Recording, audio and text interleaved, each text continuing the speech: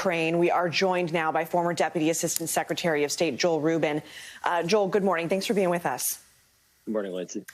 What do you make of this new U.S. intelligence assessment that Russia has 70% of what they need for a full-scale invasion? And then this report from the AP that says just yesterday Russia sent a pair of long-range nuclear-capable bombers on patrol over Belarus. I mean, is the window of diplomacy narrowing, as Aaron was saying?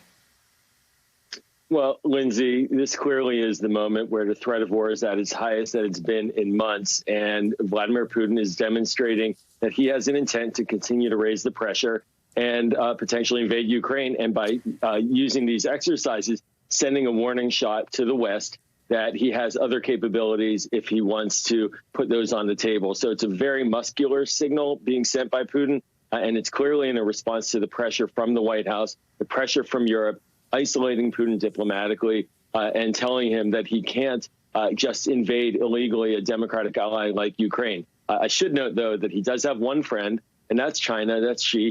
He's there now in China looking for support and help because he understands that if he does invade, there's going to be punishing sanctions on Russia that will hurt him and his economy directly. On that note, a bipartisan group of senators is reportedly close to a deal on sanctions. Let's listen to what Congresswoman Susan Wild said yesterday on MSNBC. I do think that the sanctions that the U.S. has threatened against Russia can be effective even with them having cooperation from China. We've got the ability to cut off various technologies to Russia, cut off their export market. And that is something that I don't think Putin is going to I don't think he's going to consider that in any kind of diminished way. So, Joel, you just mentioned the Russia-China partnership. I mean, in spite of that, could sanctions still be effective and a possible next step here? I think it's clear that they could be. And Vladimir Putin is trying to push back hard on the idea that that the U.S. should be putting this pressure wall up against him because he knows how effective it will be.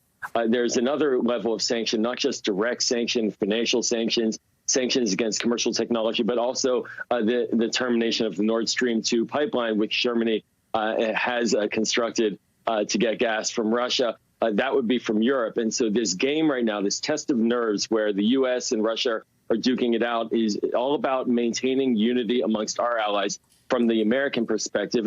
And that's underway. And I think that is what frightens Putin, is that unified sanctions wall that the U.S. and Europe can put up could be very impactful. And they're duking it out, too, over this alleged false flag video plot here. And you say it was right for the Biden administration to reveal those reported plans, which Russia is denying. And you also say it's part of the Biden team's smart diplomatic strategy to stop a war. How so? Oh, absolutely. This is a game. I should not call it a game. This is serious, deadly serious. But this is a moment where deterrence is the key. And it's much easier to prevent a war than to get out of one. And for the United States to use all of our tools, as this administration is doing, diplomatic, economic, and now intelligence, and revealing that publicly to deter Russia from using a false pretext to start a war with Ukraine, that's critical. And that's what happened this past week.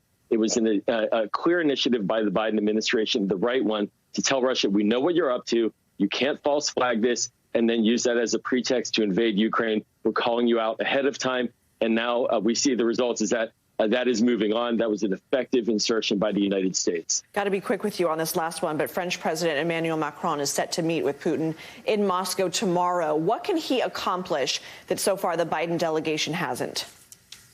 Well, he can compliment, and he is complimenting the Biden team, and he has to say to Putin, this is it. Enough is enough. Get back to the table, negotiate. The Biden team has been negotiating in good faith, putting papers forward. Talk about that, but pull back from the threat of war and invasion of Ukraine.